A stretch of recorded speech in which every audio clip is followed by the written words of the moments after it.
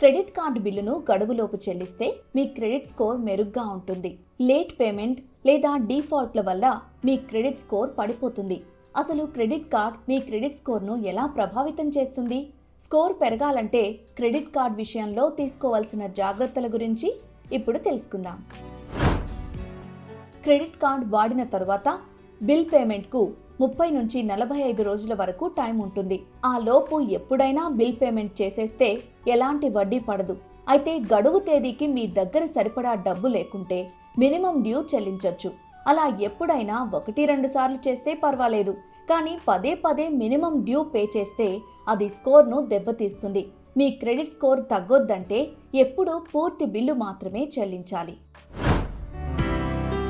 Credit కార్డుల విషయంలో ముఖ్యమైనది credit card utilization ratio CUR. మీ క్రెడిట్ స్కోర్ బాగుండాలంటే మీ CUR 30% కంటే తక్కువగా ఉండేటట్లు చూసుకోవాలి. అంటే మీ వద్ద 2 క్రెడిట్ కార్డులు ఉన్నాయనుకుందాం.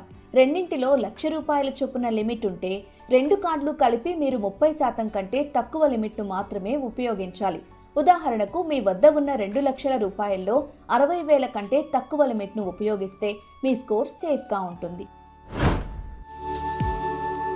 కొత్త క్రెడిట్ కార్డ్ కోసం అప్లై చేసిన ప్రతిసారి మీ క్రెడిట్ రిపోర్ట్పై హార్డ్ ఎంక్వైరీ చేస్తారు. తక్కువ సమయంలో ఎక్కువ హార్డ్ ఎంక్వైరీలు చేస్తే మీ స్కోర్ తగ్గిపోతుంది. ఇలా ఎందుకు జరుగుతుందంటే పదే పదే క్రెడిట్ కార్డ్ కోసం రిక్వెస్ట్ చేసినప్పుడు మీరు ఆర్థికంగా ఇబ్బందుల్లో ఉన్నట్లు క్రెడిట్ కార్డ్ ఇచ్చే కంపెనీలు భావిస్తాయి.